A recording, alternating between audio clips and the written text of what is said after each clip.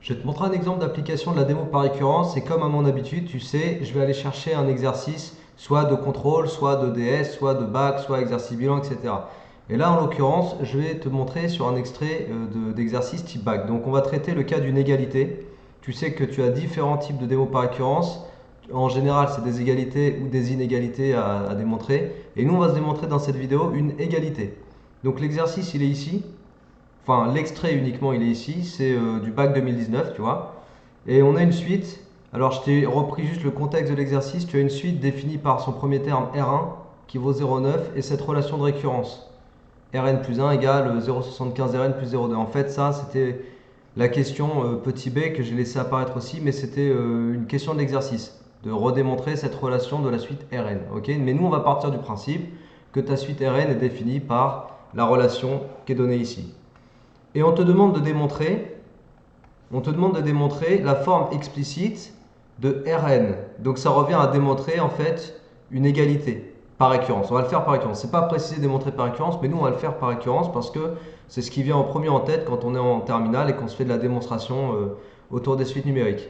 Donc la propriété, tu vois, on va la nommer.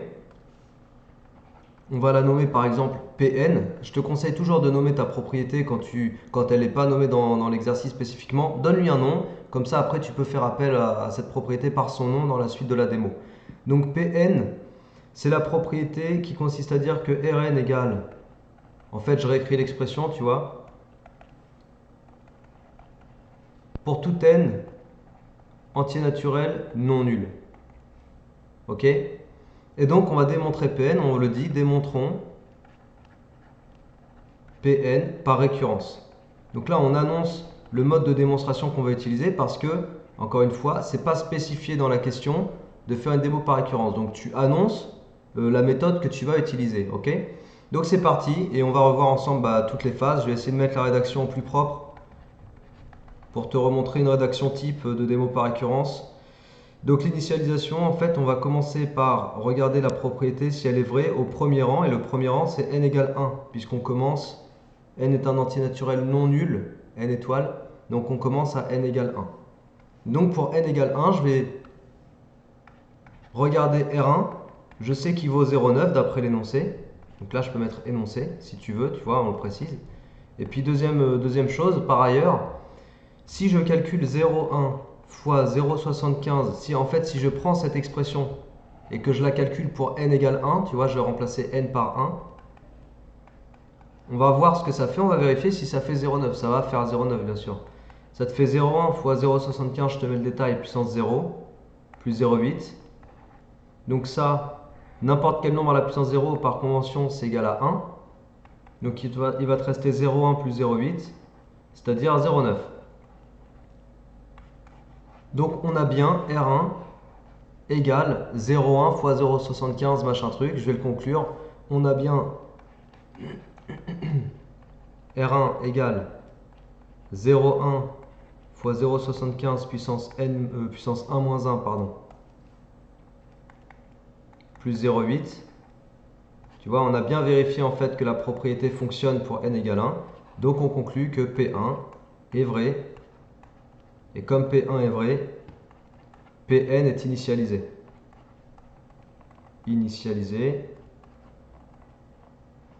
Elle est initialisée au rang n égale 1. Ça, c'est la première étape, c'était l'initialisation. Maintenant, on va aller regarder l'étape de l'hérédité. D'accord? Donc on va supposer, alors on va marquer hérédité. Et on va supposer en fait que ta propriété, elle est vraie pour un entier K, pour un rang K donné, ta propriété est vraie. Donc supposons qu'il existe. Tu connais cette phrase normalement parce que c'est la phrase classique à mettre pour introduire l'hérédité. Supposons qu'il existe un entier naturel K. Moi je l'appelle K, je lui donne un nom particulier. Tu peux lui donner le nom que tu veux. Tel que PK soit vrai. Donc la propriété PK, c'est quoi la propriété PK? C'est de dire que RK égale 0,1 fois 0,75 puissance K-1 plus 0,8.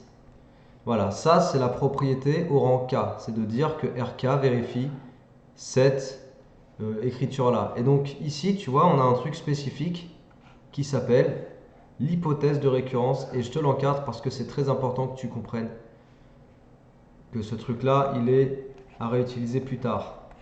Donc hypothèse de récurrence. C'est l'hypothèse de récurrence. Dans une démo par récurrence, c'est l'hypothèse de récurrence qui va te permettre, au moment du passage de l'hérédité de PK à PK plus 1, qui va te permettre de faire ce passage. C'est vraiment ton hypothèse de récurrence qui va t'aider, tu vois. Donc il faut bien que tu l'identifies, ton hypothèse de récurrence. Il faut que ton hypothèse de récurrence, tu la visualises bien, bien correctement. Donc là, on l'a encadré, on l'a sous les yeux. Et le but de notre hérédité, ça va être d'aller démontrer que RK plus 1, tu vois, que la propriété fonctionne au rang K plus 1, c'est-à-dire que RK plus 1 sera égal à 0,1 fois 0,75 puissance K plus 1 moins 1 plus 0,8. Ça, c'est notre objectif, tu vois. Donc, puisque l'objectif, ça revient à trouver une écriture de RK plus 1, notre point de départ, ça va être de partir de RK plus 1. Et qu'est-ce que tu peux dire de RK plus 1? Je te remets l'énoncé du début. Tu peux utiliser ton énoncé de départ, tu peux utiliser en fait la définition de ta suite pour dire que RK plus 1, c'est 0,75 RK plus 0,2. Tu vois, on reprend exactement cette écriture, on reprend cette expression par récurrence, mais pour les rangs K et K plus 1, tu vois, alors que là c'est NN plus 1, mais ça ne change rien, tu es d'accord? Donc 0,75 RK plus 0,2, et ben on va écrire ça. RK plus 1 égale 0,75 RK plus 0,2. Et là, il faut que tu ailles développer ton écriture, il faut que tu fasses des transformations pour passer de là à là.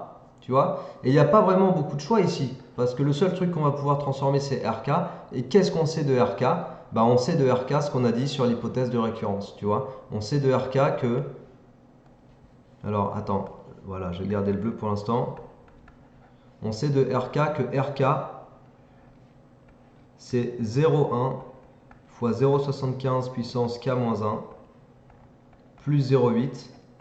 Et donc du coup, tout le morceau RK, bah, je l'ai remplacé par l'hypothèse de récurrence. Maintenant, on va aller développer ce truc-là. Tu vois, le 0,75, je vais le développer. Et je vais le développer aussi sur 0,8. Donc ça me fait 0,75 fois 0,1 fois 0,75 puissance K moins 1.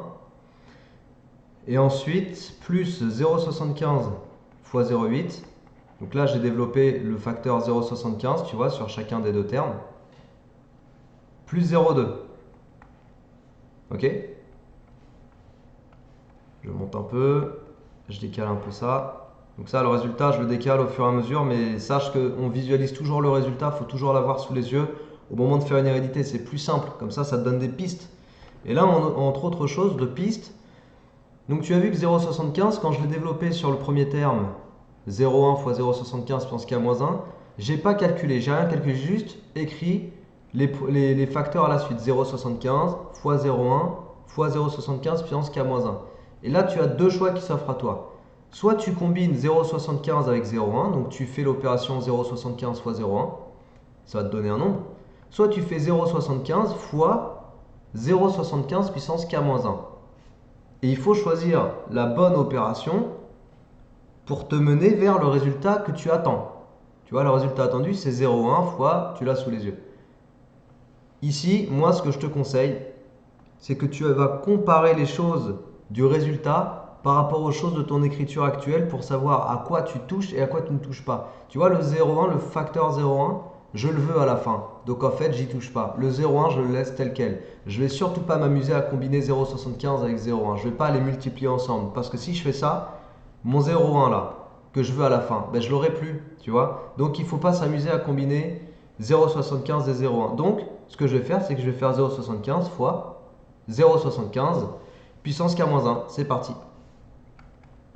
Donc, le 0,1, je le garde. Je mets un petit puissance 1. Tu es d'accord avec moi que n'importe quel nombre, 5 par exemple, c'est comme 5 puissance 1. Ok? Donc 0,75, c'est comme 0,75 puissance 1. J'ai rajouté un petit puissance 1 là, tu as vu? Ensuite, 0,75 fois 0,8. Alors, on va le calculer. Ça te fait 0,6. Donc tout ça, c'est cohérent. Et ici, tu vas pouvoir aller combiner tes deux termes, enfin les deux facteurs, parce que quand tu as a puissance b fois a puissance c, ça donne a puissance b plus c. Donc je vais utiliser la propriété des puissances pour aller combiner 0,75 puissance 1 fois 0,75 puissance k-1. Et ça va me donner 0,75 puissance 1 plus k-1. Ensuite 0,6 plus 0,2 ça te fait 0,8. Et puis ton 0,1 au départ il était toujours là. Bon, est-ce que c'est ce qu'on veut? Bah oui, c'est ce qu'on veut. 0,1, 0,75 puissance k plus 1 moins 1. C'est juste pas dans le même ordre, mais ça peu importe. Plus 0,8. Donc on a bien obtenu le résultat qu'on attendait. Donc on va écrire un petit CQFD, d'accord? C'est-à-dire que il fallait effectivement démontrer cette relation.